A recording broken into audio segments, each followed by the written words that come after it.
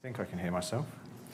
Good afternoon, everybody. I think coffee is very popular at the moment, and especially the cakes in Portugal. So maybe we'll give everybody another couple of minutes to start filtering in.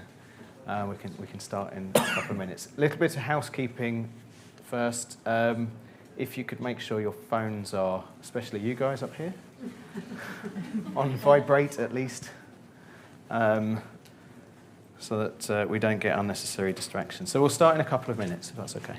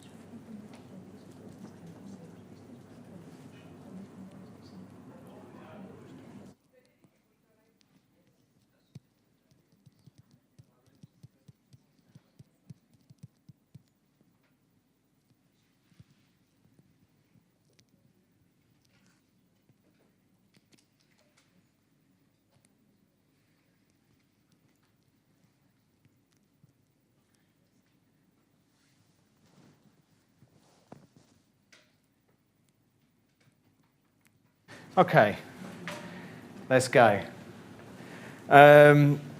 So, good afternoon again, everybody. My name is Peter Chisnell. I work at the Eureka Secretariat in Brussels, and it's a great pleasure for me to be here in Lisbon at the Global Innovation Summit. We've heard a lot of speakers in the opening session talk about how important Eureka is politically. We've heard a lot about the growth of countries and the expansion into Korea and Canada and South Africa and Chile, and these are fantastic things. But a real question is, what is it for you? What can you get out of it directly beyond these very lofty and ambitious political goals? So what we have today is we term it a Eureka Academy. It's a learning session, and the idea is that we take some very informed people and we ask them to tell you, current and future innovators and business and potential project participants, we hope, about the range of support and services that Eureka offers across all of our different programs, from small startup companies all the way through to large industry. Luckily, I'm not going to do that alone. That would be far too much for one person. So we're going to have expert panels with us. I'll be interrogating panel 1 initially, and panel 2 will be taken over by my very good colleague and friend from Canada, Mr. Eric Holvenet. The first panel, we're going to concentrate on some of the bigger flagship programs of Eureka. So this is the network projects, Eurostars, and the clusters. We're going to hear some testimonials from some people who've been through the process themselves. And to give a little bit of a unique perspective, my friend here in the middle, Oscar, is going to talk about the national perspective, because it's very much a nationally driven system. Oscar is from Spain, but he talks very eloquently on behalf of all of the countries of Eureka. We will have time for questions and answers. So from the floor, we also have 125 people online, which is not bad. I will be assisted by Frederick in that regard, so he might throw out some online questions, which is very good. But I think the first thing to do is to introduce my first panel, or rather, I'd like them to introduce themselves if they all have microphones. Not quite. So perhaps we'll go from this end to that end, just say hello, name and what you do and what you'll be speaking about today. Thank you, Peter. Hello, everyone. Boa tarde. My name is Jorge Lis. I work at the Eureka Secretariat. I am Portuguese, as you may have understood. I was previously the Portuguese Eureka project coordinator, and I'm currently working at the Secretariat, where I'm in charge of the Eureka Network projects, Global Stars, also the Eureka Clusters and Investment Readiness Program. Good afternoon, everyone. Does it work? The microphone does? Yes. Okay. I'm Federica. I'm from Italy. I work in Brussels at the Eureka Secretariat for the Eurostars program. So today I'm going to present the Eurostars program to you, what it offers. Hello, everyone. I'm Oscar. I belong to one of the public authorities, as Peter said, the Spanish public authorities, which is CDTI, and I am the national project coordinator. Hello everyone, this is Sinem Altuncu. I am the General Manager of Eureka Cluster. Today I will represent all cluster. All colleagues are here to support me, I'm sure. And I try to explain all the details on the behalf of clusters. Thank you. I'm Oscar Chabrera. I'm currently a CFO of Group Walk, the leading community for free travel clubs. And I will try to explain what we have done in the past. We've been having experience with the Eureka Academy, also for learning how to get funding, but also in different companies, being from the moment they're getting the funding till selling the company or merger and acquisition of the company. Hi, I'm Doris Schnepf. I am here because I was a nominee of the Innovation Award in the category Best Women Leadership, but I did not win. Another person did win, who is sitting here. So I'm a testimonial for, let's say, for Eurostars project. I have finished the Eurostars project with Greenskin, and I have a running Eurostars project with the name Coolways, and I'm like a fan of the Eurostars program. Fantastic. So if we could give them all a welcome and thank them for joining us today. So before we dive into a little bit more, we've heard a lot today about Eureka. I'll give my own recap. So, of course, I think we all know that Eureka is the world's largest public network for international cooperation and R&D funding. We're present in over 45 countries of the world, and we're funding R&D products that result in innovative products, processes, and services. We started in 1985 with 18 countries and the European Commission, and since we've expanded to include 48 countries in Europe, North America, South America, Africa, and Asia. Today's a little bit of a celebration, actually. We have been able to welcome Canada and South Korea as full members of the network, so that gives even more opportunities for global expansion for your companies. What we're doing is we're supporting competitiveness and R&D cooperation. A lot of what we do and the principles about why we do it is because we strongly believe that cooperation is the best way of achieving results together. We share the risk, we generate the rewards. That's why Eureka is essentially founded upon the idea of international cooperation R&D projects. The opportunities are huge, and we'll certainly hear a little bit more about that. Each of the projects is essentially has essentially a fundamental core. So they're all for civilian purposes, of course. There has to be international cooperation, so that suggests there are more than one country. There must be at least two, but if you want more, that's perfectly fine. There has to be an R&D element to it, and it must result in a new product, process, or service. And with that in mind, there's a market orientation aspect to it. This isn't fundamental science. We're not building hadron colliders and the like. We are looking to give companies a boost to make them successful and to create jobs and money. It is a competitive process, by and large, and we can't promise money to everybody, but we have incredibly good success rates, somewhere in the region of 30% of all of our applications are funded. So this is by far and away a very good process to be involved in because you have a very high likelihood of funding. And a lot of that is because of the decentralized manner in which we run our programs. We have tremendous support available in each of the countries, and Oscar will be a testimony to this. And it's their job to really get to know you, the companies, in order to find out what your needs are and to direct you to the most appropriate programs which gives you the best chance of success. We're a flexible system, and we very much believe that business knows best. So it is very much our job to try and tailor make our systems to you. We have a suite of programs for that purpose. And so the idea of today is to give you a little bit of a snapshot as to what each of these programs is, to whet your appetite, give you a little bit of an interest, so that you can perhaps make the first steps into this innovation journey. So with that in mind, perhaps I'll turn to Georges first. From your perspective, with the funding programs that you're leading and managing, why should I be applying to Eureka, and how can Eureka help me? Well, thank you, Peter. And running the risk of going to repeat a lot of what you had just said, because I'm sorry. but it is really the fundamental messages. So I would start by introducing a bit the original Eureka instrument, which is the Eureka Network project. As Peter, you have mentioned, it's a bottom-up, as many of our programs are.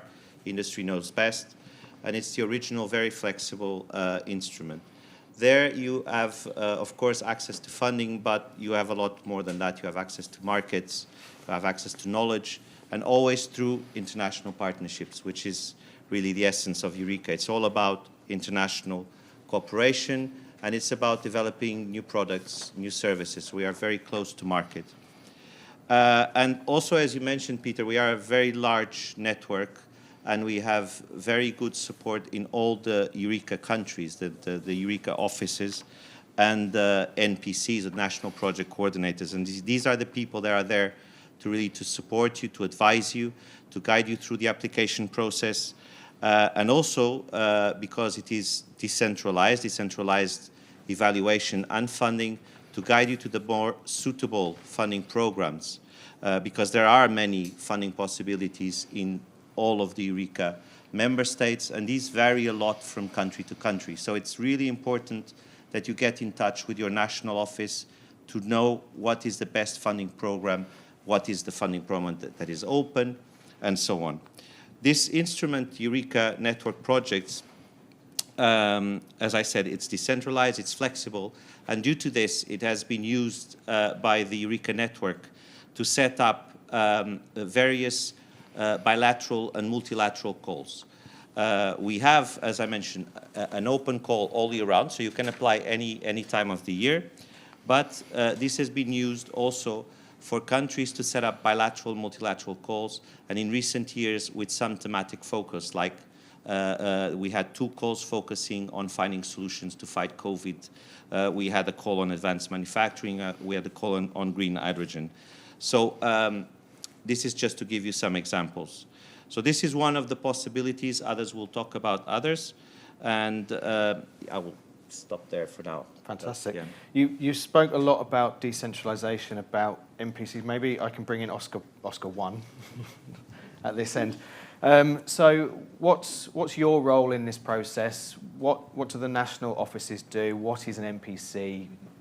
How do you help? Yeah, so it was previously said that is a network supporting international cooperation through R&D, innovative projects.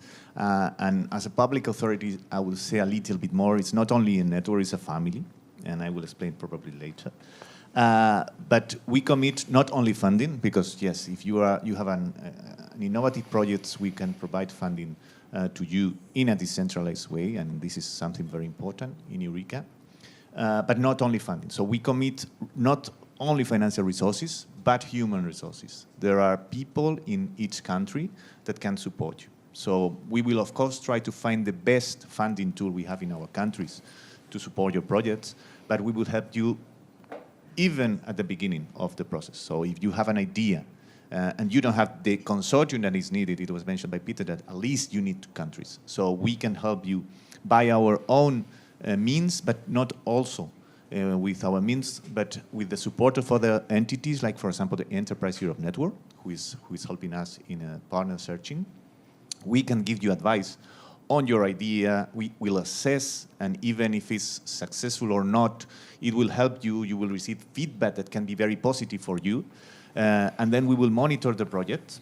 And even after that, we will check the impact, and we will use this impact information to give you visibility through our channels, to use you as a success story in order to help you to have better results in terms of revenues. So this is some of the services we can provide to you as a public agency. From our point of view of public agency, and I'm coming back to this idea of the family, I think Eureka is very important, and it's one of the key elements that we are experienced, not all, initiative. And all the countries have built a very positive spirit of collaboration. So we are not competing against each other in terms of the funding because of this decentralized idea. So we want to use our funding to support our companies, and we try to help our colleagues in the other public authorities to also support, so we can support collectively the project. And this spirit of collaboration is very important because we share the way we work with our colleagues, and we learn from them, and we try to incorporate this into our daily life, and this is very important. So if I had to highlight some features, I will say that this spirit of collaboration and the stability of the program after a lot of years is very important for you, but also this local idea. So you have to think global, but you can ask local, because there will be somebody from your agency that you probably have already contacted in the past, that you know how we work, and this way of working is already known, so you can feel comfortable when approaching to us. So I think this is also a very cozy approach to you in order to support your proposals, and we like very much this scheme in Eureka. Thank you very much. Maybe we can move on to Federica. So, Federica, you're running the operations of Eurostars in Brussels, and this is a slightly different thing. In fact, it's a good week for us. So, if you hadn't already heard, Eurostars 3 has been officially launched. We've been running for a while now. But this week was the official launch of the program, with signatures with the European Commission and the grant agreement and all the money that will eventually flow to the SMEs has now been mobilized. So it's a fantastic week for us, and certainly for you if you choose to apply. But Federica, tell us a little bit more about Eurostars and some of the specificities and some of the unique things about it. Yes, so Eurostars is the biggest funding program of Eureka. We support SMEs who want to develop an innovative product, process, or service with the intention to commercialize it in the European or global market. So as Peter said, the program has been launched recently. It is co-funded by the European Commission and 37 countries, 37 Eurostars countries. Most of the countries are European. But we also have Canada, Israel, Singapore, South Africa, and South Korea. So if you are a company or another organizations from these 37 countries, you may receive Eurostars funding. The type of projects that Eurostars funds are international collaborative projects. So as it was already mentioned, there must be at least 2 partners in a project, and also at least 2 countries. To give a more concrete idea of the kind of projects that Eurostars support, consider that a Eurostars project has an average cost, an average total budget of 1,400,000 euros. So it can be more, it can be less. That's the average. And on average, a project has 3 participants. The minimum, remember, is 3, but it can be more. 2, but so average 3. It can be more. I've seen projects even with up to 6 participants or 6, 7, although that's a bit rarer. And the maximum duration of a Eurostars project is 3 years, so it can be less, but the maximum is 3. So during the project lifetime, the consortium needs to develop an innovation and reach such a stage at the end of the project that allows the consortium to start commercialization quite rapidly after the project has ended. So really it's close to market research as Eureka, this is what Eureka funds. So I think that what is unique about Eurostars is its flexibility, the openness of the program, because it is open to all types of SMEs, and also startups are encouraged to apply, to participate. It is also open to all types of organizations, actually, because SMEs, who must be the leader of the projects, they can partner with universities, with research institutes, large companies, and so on and so forth. There are really no restrictions on that. And it is also open to all countries. So there is a minimum requirement, which is that there must be in the consortium at least 2 Eurostars countries involved, and one of them must also be either an EU member state or a Horizon Europe associated country. But then once this basic condition, this minimum condition is fulfilled, organizations from other countries in the world can participate. There is of course, an element to consider, which is funding. If you participate not from one of the 37 countries, but from any other country in the world, you need to self-fund your entire participation, but you are still welcome and you can still be part of a project as a full partner. On funding, I would also like to stress that Eurostars applies a decentralized funding process.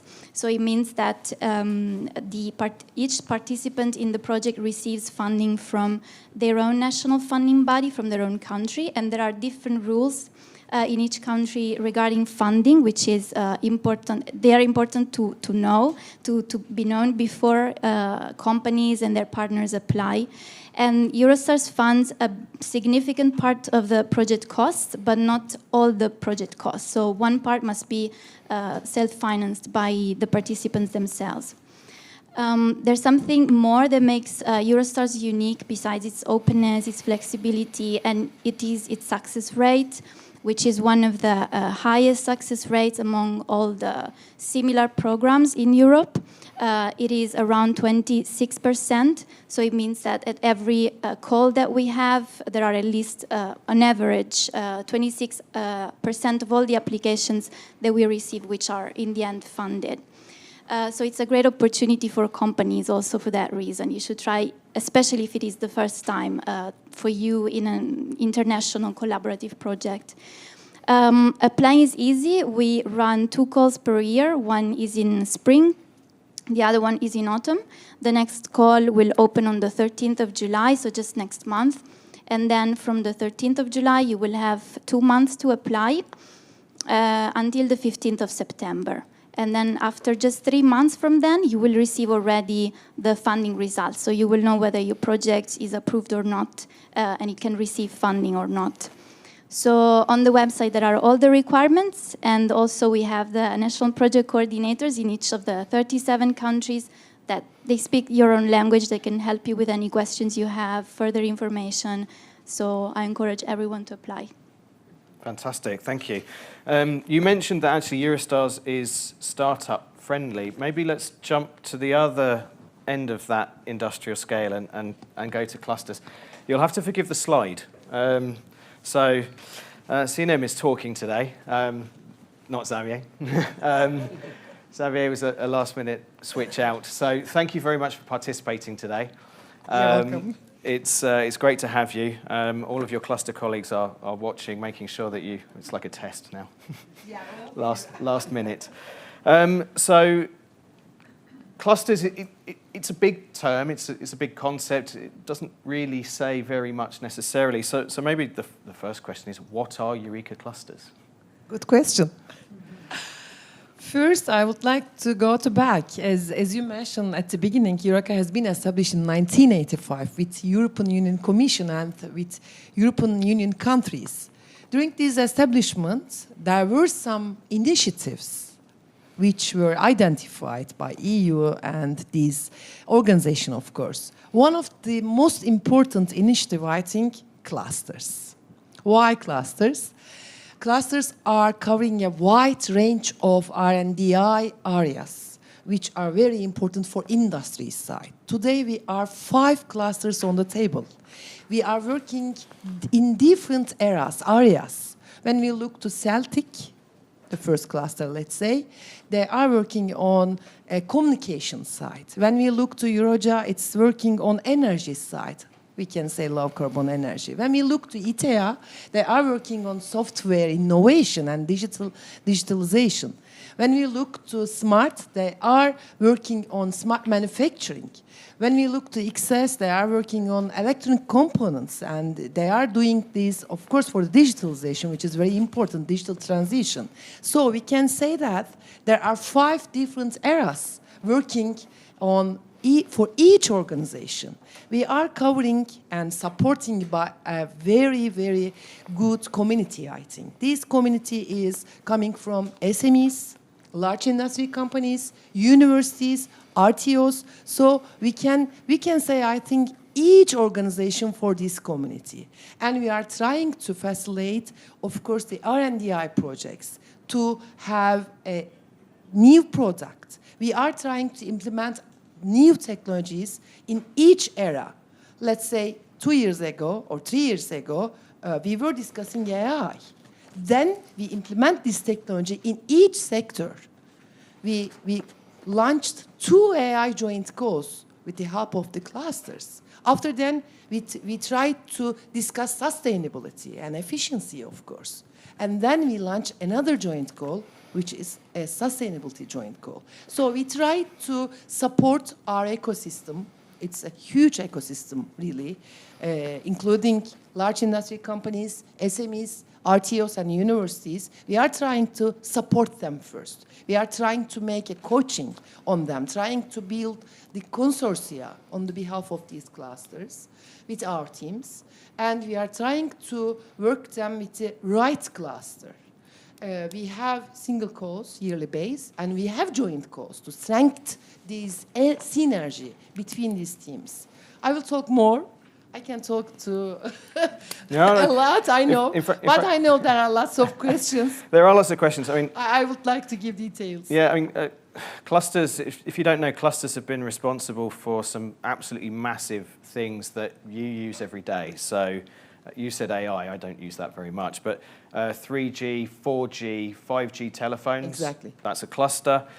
Chip and pin on your credit card, that's a cluster. The passport you used to get to Lisbon on the aeroplane, the electronic tags in that, that's all clusters. So these are kind of embedded into everyday lives. These are huge ecosystems. So I suppose the question is, what do you practically offer to companies? You know, we talk about this huge scale thing, and it's amazing. But you said there are calls, for instance. Yeah. What do you offer in terms of a call? What does that require? What happens?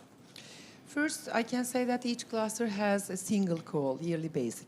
So each organization can have detailed information from our website or from our offices. When we look to the structure of the cluster, it's similar between them. We have an office management to support the organizations, of course, to give the detailed information for the launched calls.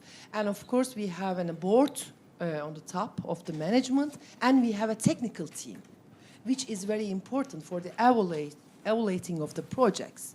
And this team also assigned after the project has been labeled to coach the project in technical side, which is very important today as a mentor. So I can say that first, of course, we are launching our single calls yearly base. Then we are trying to launch the right call as a joint call between the clusters. This year, we launched sustainability call, but 2 years before, we launched the first AI joint call, then the second one. For the next years, we are still discussing which topic will be implemented in these areas, because the new technologies has been implemented in our eras, in each era. We are discussing blockchain technologies, we are discussing security, we are discussing decentralization. So if we are talking about decentralization, we have to put blockchain technologies on the table, and we have to implement these technologies in our projects. This is what we offer. I think we are supporting this ecosystem well. Of course, it's very important to have the new products, not only for EU countries, all over the world, of course. Today, energy is one of the hot topic, but the other topic is climate change, as you said before. So we are trying to solve these problems with our R&D projects. There's a lot of technologies being presented there. It might not be possible, but what would you define as a kind of typical cluster project, if there is one? As I said before, we have to build a consortium between the different countries' companies, not coming from only EU countries, of course, the associated partners, but also full members like Canada, like South Korea, and etc. From 3 to 5 countries, from 3 to 14 or 15 partners we can see in a project consortium.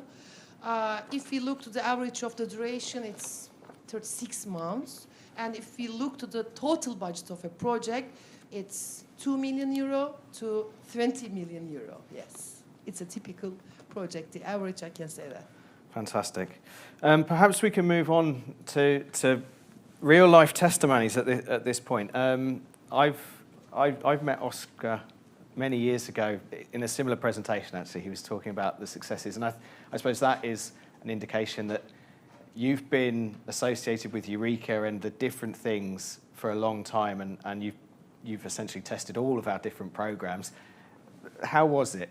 Maybe a bit of background about the company that you have and then your association with Eureka. Well, we started with the Eureka Academy, and then we created a company, and we were able to raise $30 million to create a semiconductor company.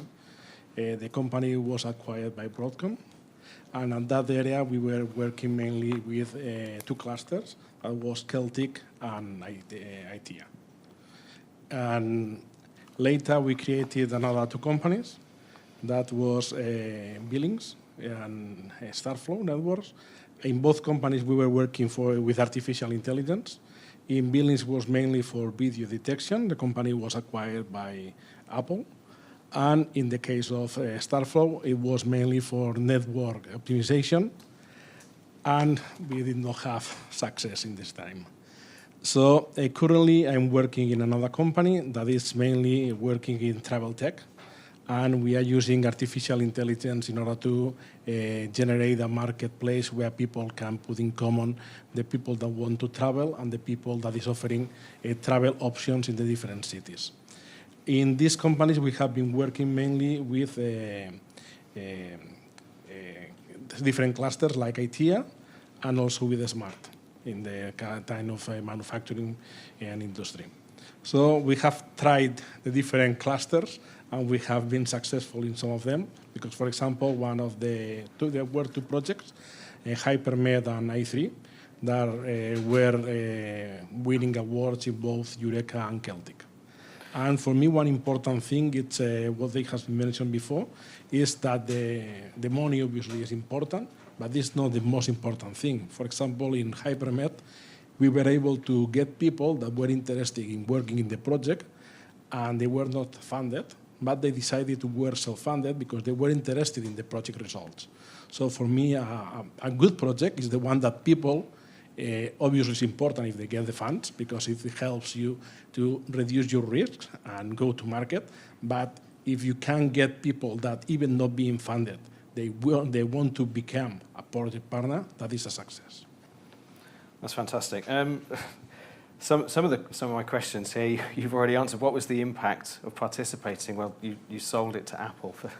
That's the entrepreneur's dream. But I suppose pushing on from what you said there, and it's actually not about the money, and it's about finding these stable partners and good partners. That sounds like a challenge. How do you find those partners? Well, for us, one important thing is to have a clear point of what you want to do. So we can only enter in a project if this project focuses on or fit in our product or R&D roadmap. If you do that, you're going to be successful because you're going to work on whatever you were going to work in the long term.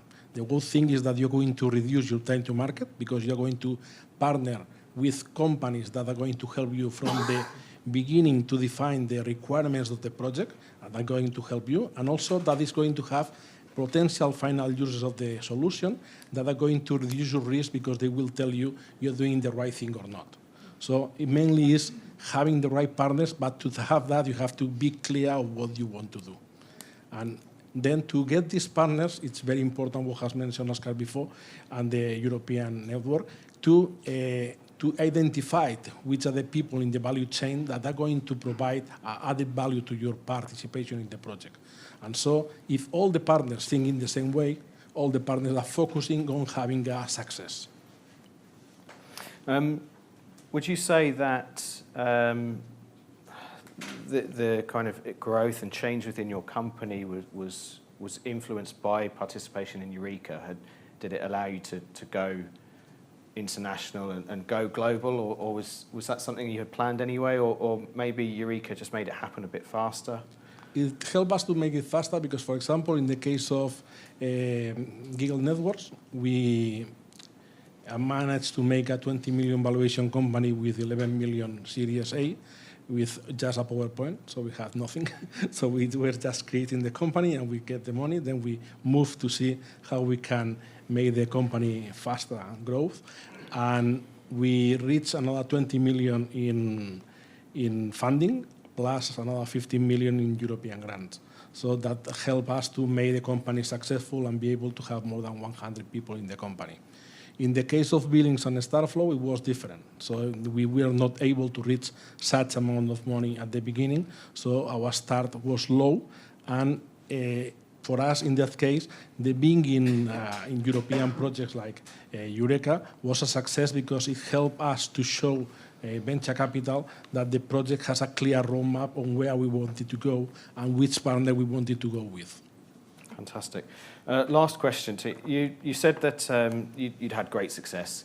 You also said that there were occasions where it didn't quite work. What advice would you give as both a winner and someone who wasn't quite successful at different points? What advice would you give to other R&D professionals, particularly those interested in Eureka? Well, for me, it's mainly what I have mentioned before. What is important is which is your product roadmap. If you know exactly what you want to do, then you have to focus on that. And then you have to find people that helps you to validate that what you're doing is the right point.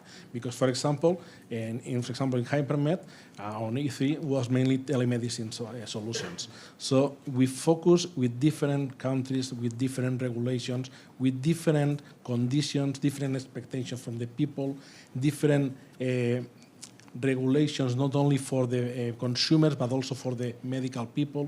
So if you do not take into account that as being a Spanish company, for example, you are going to fail because we do not have a large market. This is not US, where you have 300 million customers, and even if you do not go abroad, you have a large market. If you want to have a success in Europe, you have to go to any potential country and also to be able to export worldwide.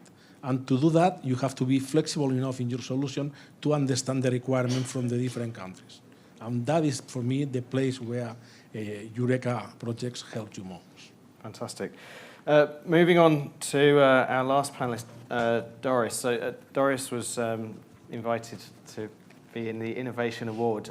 Not a winner today, but still a fantastic achievement to be nominated. So perhaps congratulations. Perhaps you can tell us a little bit about your company and what it does and how you got involved with Eureka. Yeah, my company, the name of my company is Green for Cities, and we have, let's say, two departments in a way. We're a very small company, 20 people working, a landscape architect engineering office and a research department in a way, because when we started with we are experts in how to adapt cities to climate change by green and blue infrastructure. And we are working on that since 15 years or more already. And at the beginning, there were a lack of products, services, knowledge. And so we really had the necessity to develop products and to bring it to the market. And that's why we started to make some research projects. And you cannot do it, or it is always, or if you think big, you should not just stay in your local home, because climate change is a global challenge. And so we really very fast came to the Eurostars program. And our first, I think we did some 10 years ago or so, and with very different, several urban and green-blue technical infrastructure projects. And I won that, no, I did not win, he won. I was participating for this nomination with the Green Skin project, which is a building integrated green facade solution, a modular green facade solution. And we founded a company with that, and it really works out very well. I think it was at the right time coming to that project. We did not win the first time, but there was such a great feedback from the jury, which I would say, never give up.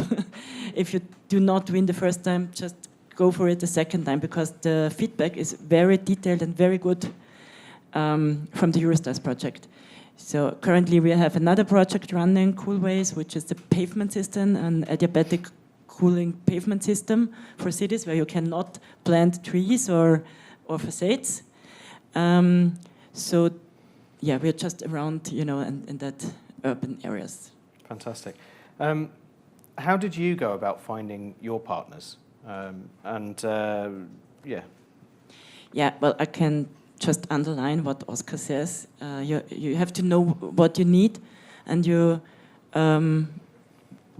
what is the aim of your project, and then the funding is a door opener. All of you say it's not only about the money, but it's very much about the money, and it is a good door opener, because when I when I know, that's the most important thing. The money doesn't matter if you don't know what you want. You can go, it doesn't work. But if you go to a partner, even if it's an industrial partner that never did a research project before, and you have a good idea, and you say, I do most of the work of proposal writing, that's what you have to say. And then you have 60%, so the risk is not very high. And then I think most of the time I always get the partners to my network. You have to communicate very well, and so on. But in general, I would say if you have a good idea, which is very, when you can explain what you want and the partner knows what you explain to him and he can understand, then the 60% funding is or 35% funding is a great door opener.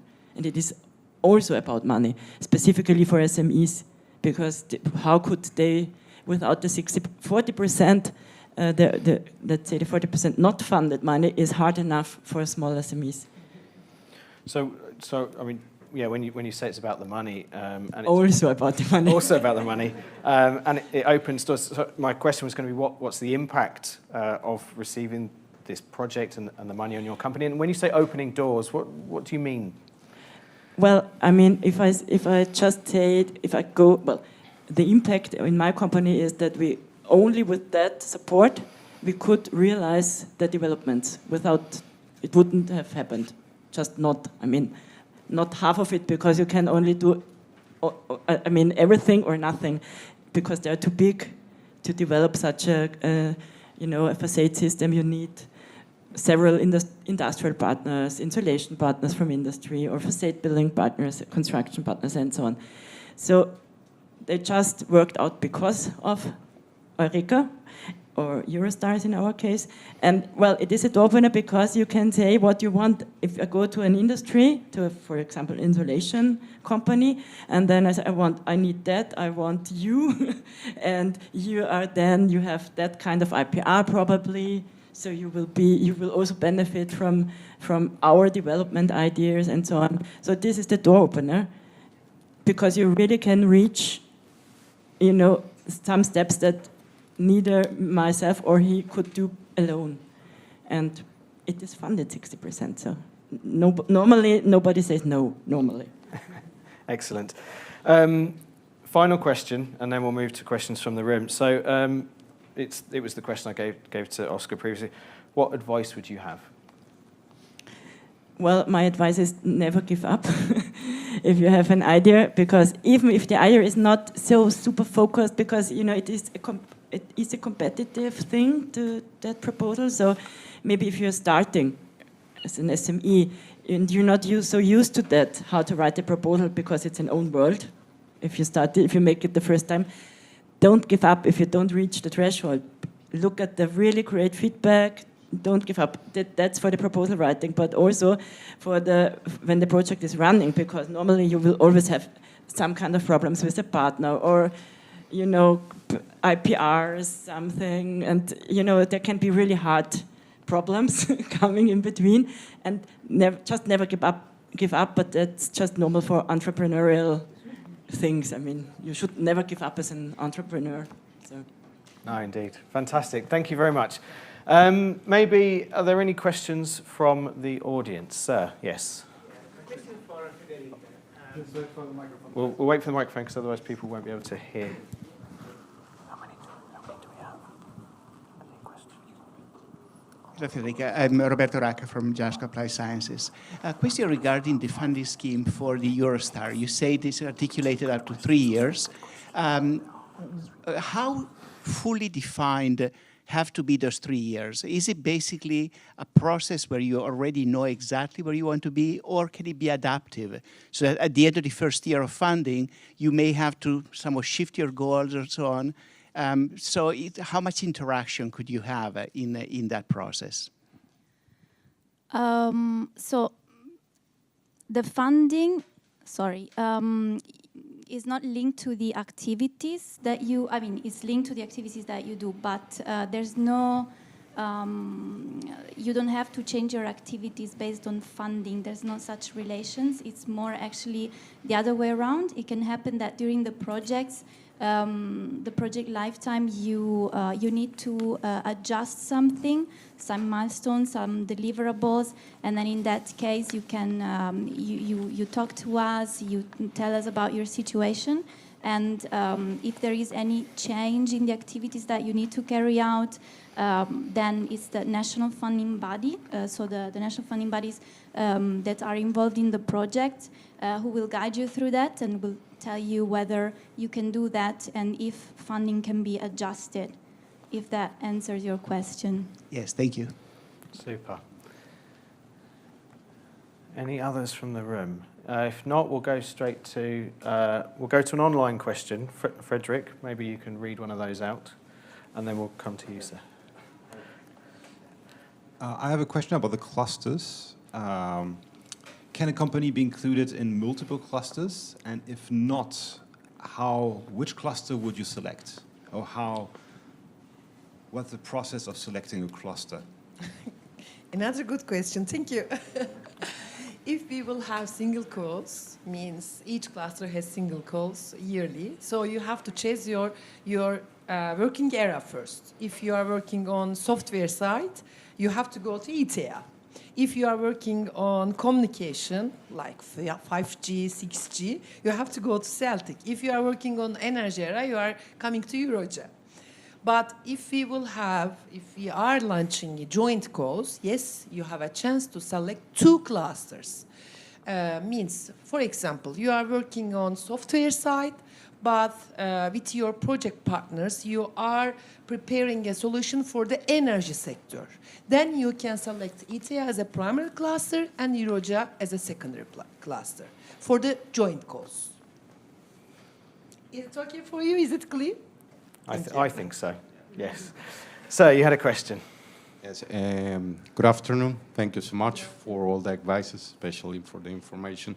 So my question is for all. It's a bulk question. It's about what stage of startup are you able to fund?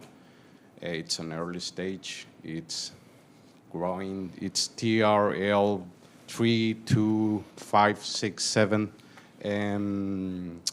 Well, basically is that. And the other thing is that when you do the partnership with other countries, with other startup, that let's say that I want to build chairs, and this is my product, but I need to partner with the supplier of this material. But at the end, it's going to be a common product, or it's so at the end, the result of that project, it's for developing this, or is that we all cooperate and whatever we build, the result, it's a syndicated company, something like that. Thank you. Excellent questions. Thank you for the question. So in the case of the phase, it's not about the phase of the company, it's more about the projects. So in Eureka, broadly speaking, we work with projects that are between TRL 4 to TRL 6, 7, more or less. So it's not a proof of concept, it's not basic research, we are more or less in the middle, which means that there has to be technological development. So going to the second question, one of the concepts we have in Eureka is also the flexibility. We try to adapt to the needs of the applicants. It's not, we don't define like very strict priorities and you have to follow this one and this one, otherwise you will be out. So we want to hear your proposals, and it will depend on your strategy if the result of the project will be a product, a service, or a process, innovative, but it means that you will create a company to put into the market or not, or you will share part of the benefits, or you will share part of the knowledge, and some of them will get some money from the other partner.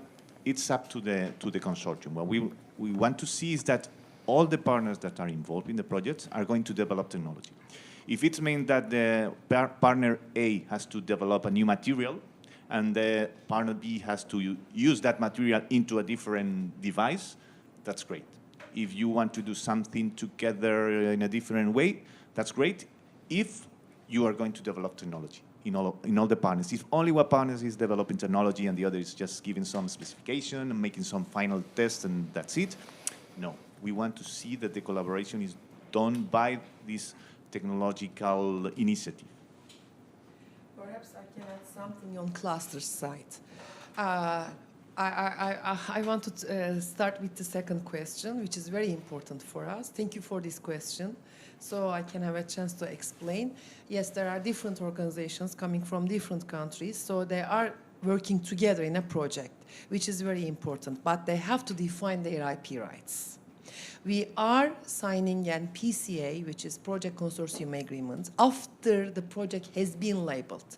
What does it mean? The cluster's technical committees are evaluating the projects and labeled the projects. After this label letter, they are going to their public authorities to get funding. After everything is okay, then the project can kick off. So if the project kick off, we requested from the project coordinator, please sign PCA with all your project partners. So the project partners are agree on their IP rights. If you are working on one section of the project, let's say, then you will be responsible of this site. So you couldn't, at the end of the project, you couldn't say, oh, this project output is mine. No, you couldn't say this with this agreement, okay? It's clear. So everyone is safe. For your first question, yes, startups, of course we can support them, but yes, they are TRL level. But before this, I have to say that when we are having the consensus meeting with the public authorities, of course they are looking for the budgets. There's a total budget of the project, and also the project partners are giving a budget for their side. When we look your financials as a startup, if you are requiring more than your revenues, of course, it's an issue to evaluate. That's why I couldn't say, yes, we are. It's not for startups because I couldn't say this. Let's say it's SME, yes, because you have to have revenues, you have financials. We are also evaluating the budget side. There are some Eureka rules. If there will be 2 countries in the project consortium, one country's budget has to be maximum 70% of total budget. So there are some Eureka rules also. That's why I couldn't say this. There are general rules throughout. Yes, general rules. I think the time is pressing on, and we have another panel to listen to. So I'd like to stop the questions there. All of our panelists will be floating around. There are no such things as silly questions, so please go and ask them about rules and programs at this end, and inspiration and life stories at the other. So perhaps a round of applause for panel 1. Thanks very much. Panel 2, perhaps you can switch out, and I will hand over to Eric, who will introduce his half of the show. Thank you.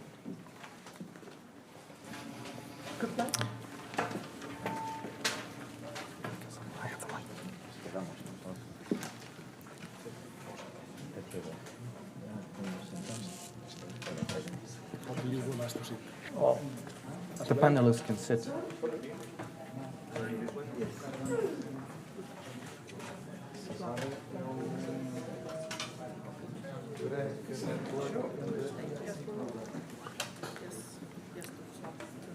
Well, welcome for the second part of this workshop.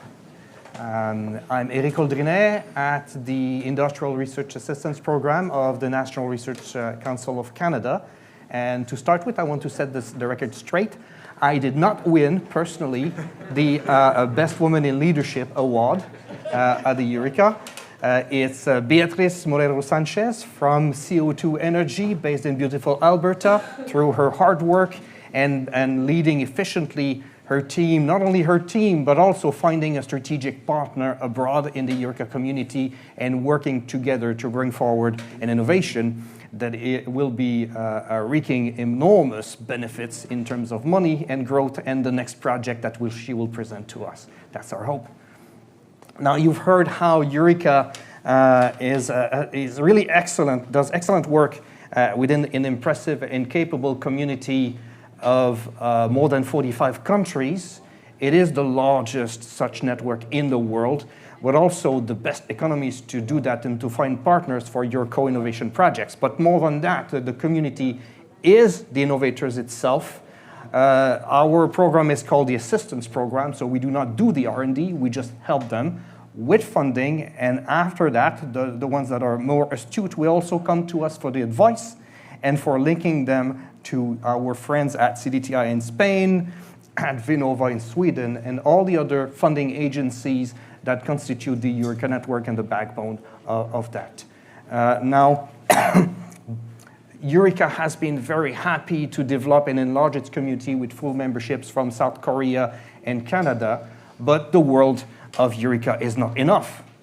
We are looking to open other doors for our participants and innovators and go beyond those 45 countries, because there are other potential partners for them in other countries with similar high-quality innovation, and also where the rule of law is compatible to developing innovation with those partners. And that's why Eureka has developed a program called Global Stars that aims to do just that, with regular calls each year with a country that is not part of Eureka, but could bring new partners for our innovators. But beyond that, after you've done the project and you co-innovated, you are looking at marketing your solution. And lo and behold, Eureka developed a pilot program that it has tested called InnoWide to enlarge the reach of your markets beyond Europe. And one of the targets is Canada, so we've seen that coming in and looking at selling the solutions to Canada, which we tell them you can do that through InnoWide, and you can do that to your strategic partners in Canada that know also about this big market south of our border, that you can use our knowledge of our neighbors and friends to go in and help sell your innovation. But for all of that, you need fuel. The fuel is the money. The budget to do your project is mostly your own money, with help from the national funding authorities for doing the project. But we know that after that, the cost of marketing and putting to market your products and services can be even higher. And you can do that with your pocket money, even with our help. You need investors to have fast growth. And the investment readiness program has been put in place to help you shape up your pitch through workshops, put you in contact with potential investors who will also provide you advice, because they're very friendly investment community people, and eventually help get those big pockets of money to have hyper growth from your innovation with your partners. So we have a fantastic panel to talk about all those subjects. We have, I have a list here. We'll start with George Lewis with Global Stars. I will let you introduce yourself and talk about Global Stars. Thank you, Eric. Thank you very much.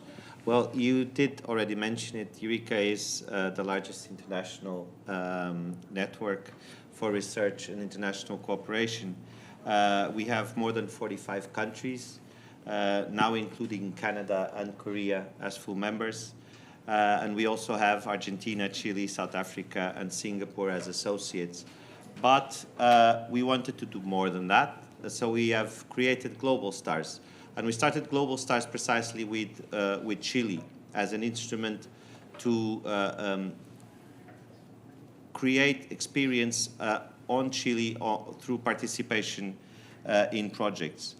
Since then, we have had 12 Global Stars calls since 2016.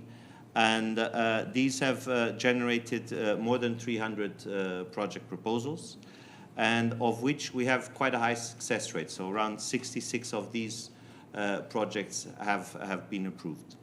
So what is Global Stars? Global Stars is when Eureka decides to select a country outside the Eureka network, outside the already extensive international network, and decides to cooperate with what we call a target country. And we've had, as I mentioned, many calls. We started with Chile, and we've done Argentina, that has also become associated to Eureka. We have done two calls actually with India. We have done a call with Brazil, 2 calls with Singapore that has also become associated to Eureka. And we are currently doing calls with Brazil. We have signed this year a declaration of intent with Brazil that will last 3 years with all the main Brazilian funding agencies, and this will allow for various calls with Brazil to be set up. But on top of this, we are working with yet more countries. We will possibly launch still this year another call with India. We have had a working group focusing on cooperation with Africa, where we expect to be launching calls with countries such as Kenya, with Nigeria and Morocco. So these are other countries, other focus of Global Stars. We also had a call with Japan that was very successful 2 years ago, and we are hoping to relaunch a call with NEDO in Japan next year. So this to give you just in a nutshell and very quickly a notion about Global Stars is yet another international cooperation instrument of Eureka, where within the scope of these calls, and this is the important different characteristic of Global Stars, the country that we engage with outside the network can participate in an equal basis. So they can lead the Eureka projects, the Global Stars projects, and they can participate in bilateral consortia within the scope of this call. So I will leave it there, and then if there are any questions about Global Stars. Thank you, Eric. Thank you. Yes. I've been with Eureka for 6 years, and people believe I have expertise. But whenever there is a tough question, a gray area that needs a real expert, I very often come to Mike Timmermans from the Netherlands, who's sitting right here. And I normally will ask the colleagues in my team to help me with it. So, Eric, congratulations with the permanent membership. Canada has been a great addition to the network so far. I'm Mike Timmermans. I'm managing the international cooperation team on research and innovation at RVO Netherlands, the Netherlands Enterprise Agency. And within Eureka, I'm the national project coordinator for the Netherlands. I was asked to give a sort of overview of all the global initiatives within Eureka in order to allow scaling up internationally. And it's very relevant coming from the Netherlands because like we are a very small open economy, and being a researcher or an SME in the Netherlands, like you need to cooperate with a foreign partner, or you need to expand the scope of your research with a foreign partner in order to be really successfully. And I think also for all the other countries, all the SMEs is really relevant if you want to internationally scale up to work together with a foreign partner.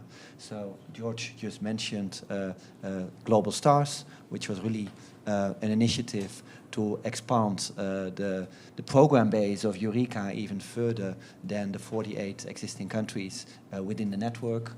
It's very important. At this moment we have the call with Brazil, with Ambrapi.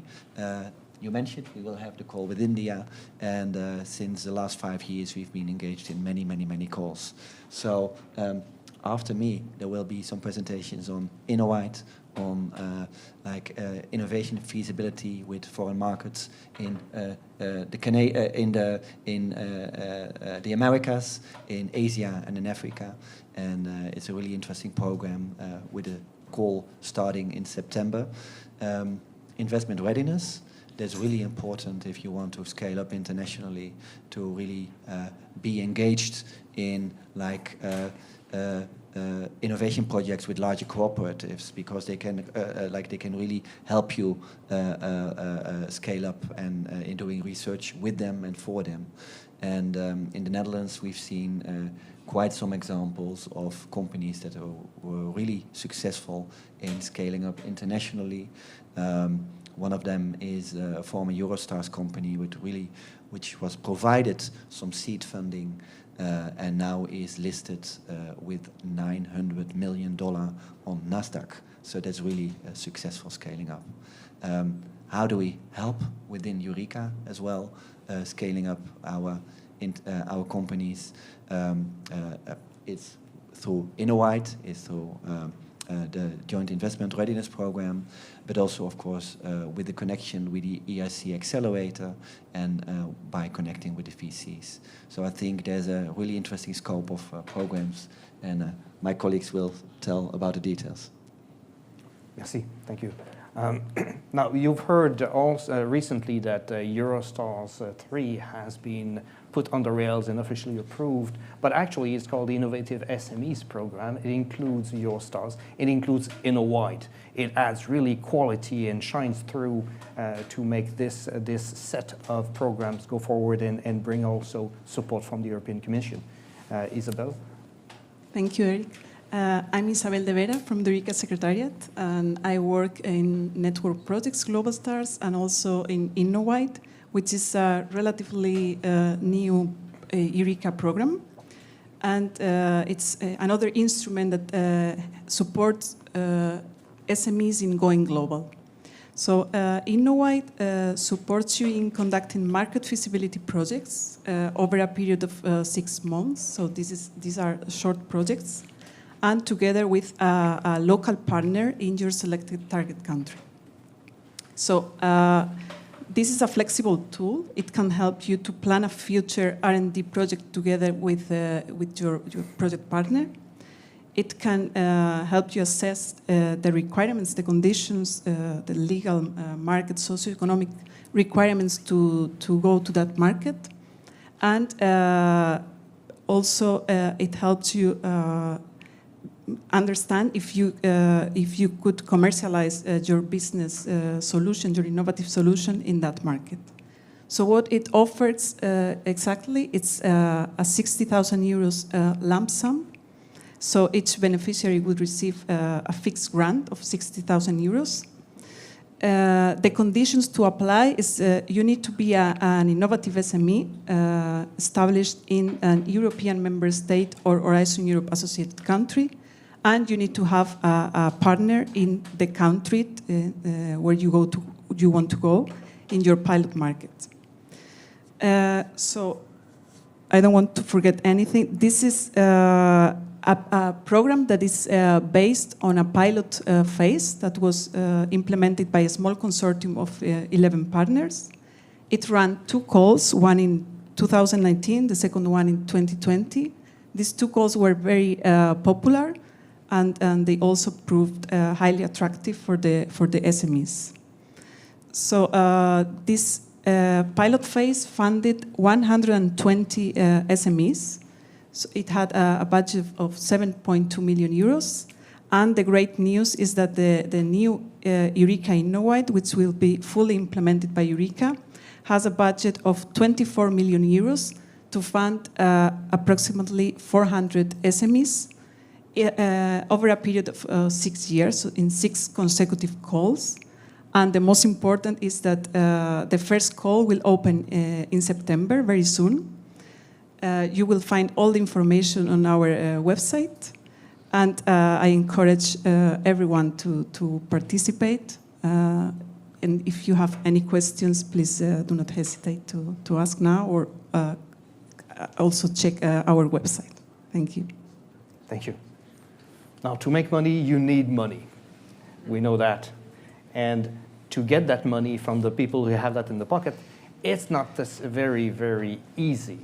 You might have done great work in developing new technologies. You might have found a strategic partner who has similar way of thinking than you do. But after that, the people who are looking at investing in those companies, they want to see not just a great technology. They want to see people who know the market where they're going. They want to see a great management in place. They want to see that you have your IP structure right, that is compatible for investment, all kinds of details where we don't expect the SMEs especially to be expert in everything. Now, if you can't do it yourself, you need advice. Investment Readiness is there for you. Good afternoon. Thank you very much. Good afternoon, everyone. So my name is Emma Fau. I'm working as an external expert at Eureka, working on the Investment Readiness Program. My background is I worked for 12 years at the European Private Equity and Venture Capital Association, where I was passionate about venture capital and supporting entrepreneurs. And then since then, I'm an advisor, but I'm also an investor, investing in startups. Until now, I have invested in 11 companies in Spain and in Belgium. So I'm delighted to work at Eureka, developing and designing and implementing the Investment Readiness Program. This program is aimed at boosting investment readiness for SMEs and startups. The program is not offering direct funding to the companies, but is providing acceleration services. There are 2 main activities that are provided. The first one are international missions, and the second are the corporate activities. This program is funded by 13 Eureka countries, Eureka members, who are contributing to cover the cost of the activities. The program is offered for free to startups, but also to corporates. They do not have a financial contribution, and they all benefit from the program because it's funded, as I mentioned, by 13 Eureka countries. The program is a flexible program that allows to support companies at different stages of development, but also companies across these 13 countries and across different sectors. So the countries that are funding the program are Denmark, Finland, France, Germany, Lithuania, the Netherlands, Norway, Portugal, Slovenia, Spain, Sweden, Switzerland, and the UK. This is important because it conditions the eligibility, the countries, the companies should come from these countries.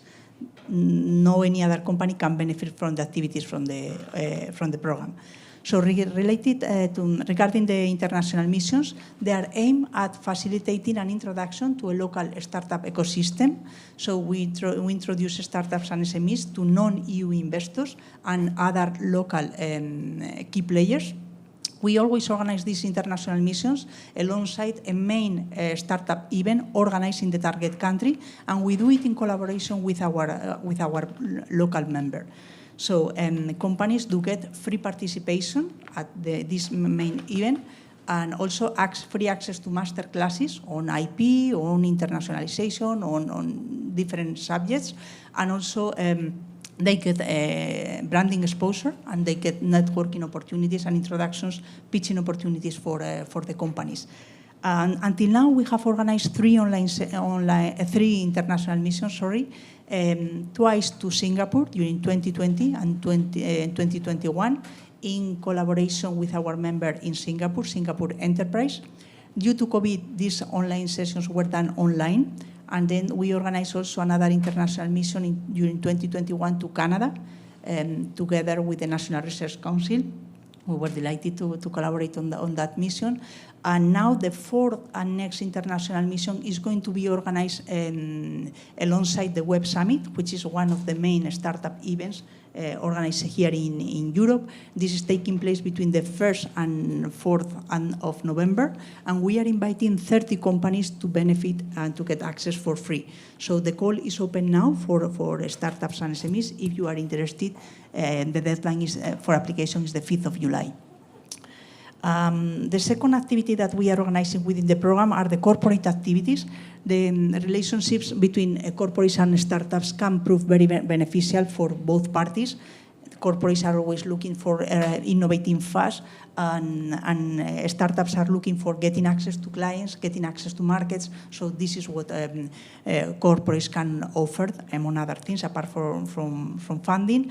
The corporate activities that we are doing are aimed to support our startups and SMEs understanding how to build successful partnerships with corporates and presenting solutions to the specific challenges that are presented by the corporates. The format of our activities are online sessions where the corporates introduce themselves, they introduce and present a specific challenge, and then the startups are presenting their solutions to those challenges. The sessions end with one-to-one meetings between the startup and the corporate, and then it's up to each corporate to decide how and if they want to further engage with the startup. There are different possibilities. Sometimes they run together pilot projects. Sometimes they do investments. So it's up to the corporate. It's a highly selective program. So on the first online sessions, there are as many startups can participate, but then the process is more selective until the end, where just a few companies are really invited to one-to-one meetings.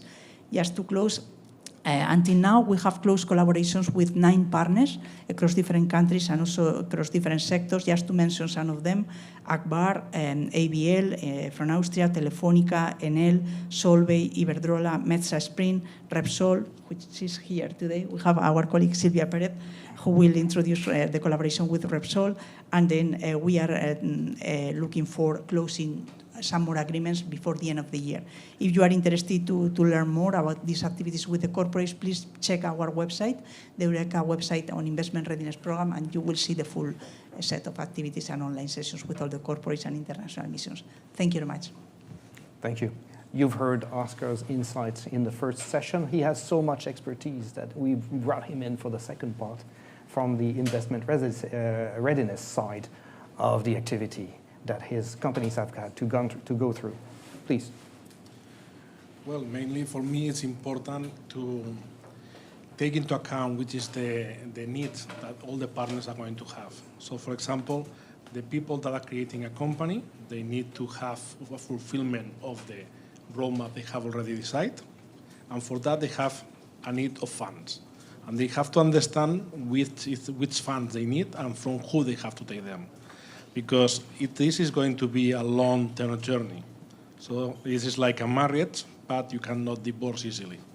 So it's good to take time to pick up the right venture capital to invest in your company. To do so, you have to analyze exactly what you need and to find out which are the venture capitalists that are offering something that you already need. And it's not only money, it's also the connections. It's what we call the smart money. It's people that can make follow-ups. They have money to make put more money in the following series, and are able to provide you access to your potential customers or to potential relationships. So it's a long-term investment before you decide who you want to marry in this trip with. So that for me is the key point. Thank you. And now from the point of view of the investor, are we doing it right? Ms. Sylvia Perez. Well, thank you very much. Thank you very much for having invited me to be here.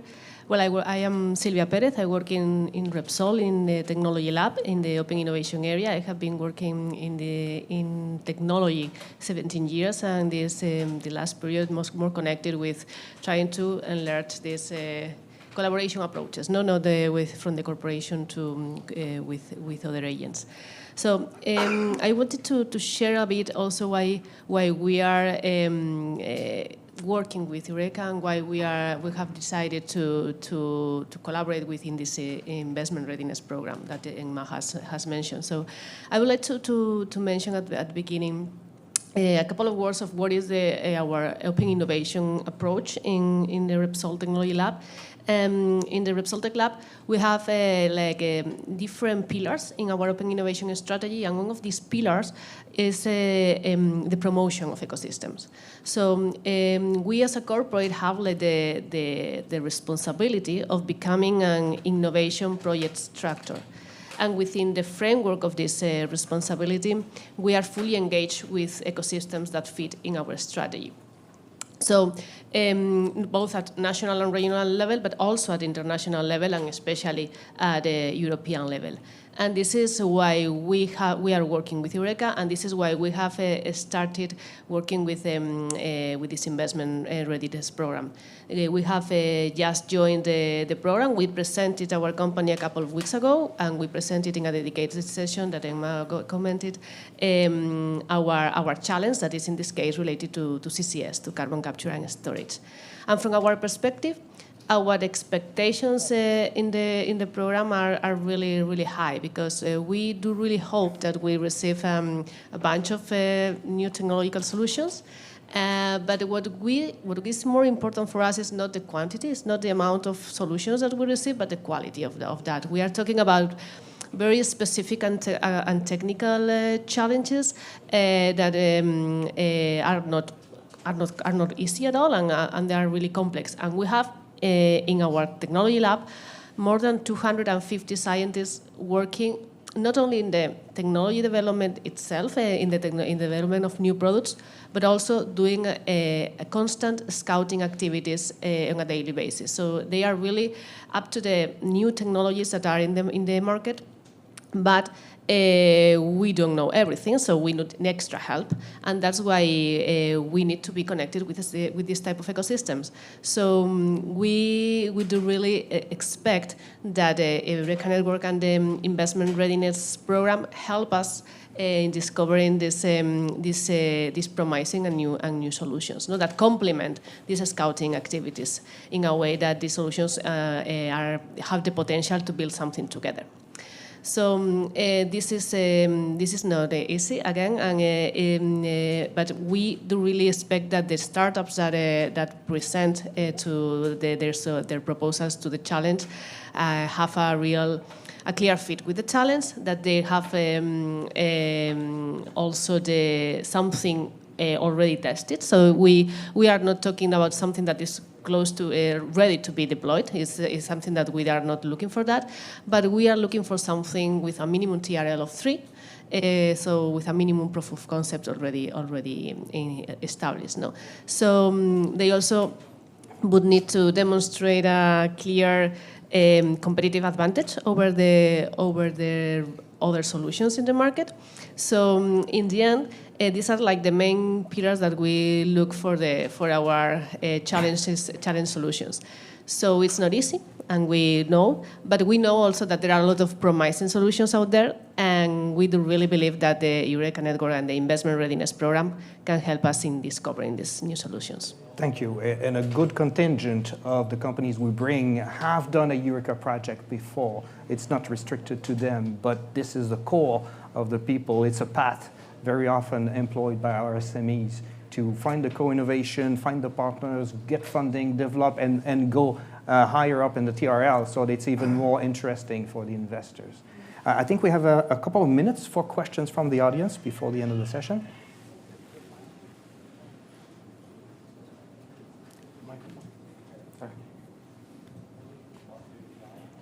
Oh, the audience was extraordinarily well informed by the panel. All the questions have been answered. Maybe from the web? No? Well, any extra comments from the panel after you have heard your colleagues? Do you want to double down? So what struck me while we were having all the very short presentations, that we really offer a fast lane throughout our programs, and that really makes it interesting for a company that wants to internationalize. You can start with quite a low TRL level, I understand, and you can build your project, you can innovate with foreign partners, you can even expand beyond Europe. Do a project with Canada, and then if you are ready to find investors, VC, etc., you join the Investment Readiness program. So I really like that fast lane concept, and I hope it's valuable for our companies. Thank you. I think we can close the session unless there is a late-minute question. No burning question. Thank you for having come to this Eureka Academy. Any last word from our co-moderator? Am I? Oh, yes, I'm on. Okay. Yes, thank you to Eric for co-hosting. Thank you to Panel 2. Thank you to Panel 1. We've learnt a lot of things today. Eureka's history, its unique place in supporting international R&D, the different programs, Eurostars, network projects, clusters, our international offerings, Global Stars, Inner-Wide, the investment readiness programs. And if we didn't convince you, then I hope that it was the first-hand successes that you heard from our inspiring innovators at the end that will convince you to apply to Eurostars in the future. If you want to learn more, please visit our website. All of the information is there. And please also take the opportunity to speak to our national project coordinators. We have Oscar, we have Eric, I can see Arnold, and there are very many of us throughout the different rooms and sessions for the remaining time of the summit. So please take the opportunity to do so. They will provide you with invaluable information. So thank you all and enjoy the rest of the summit.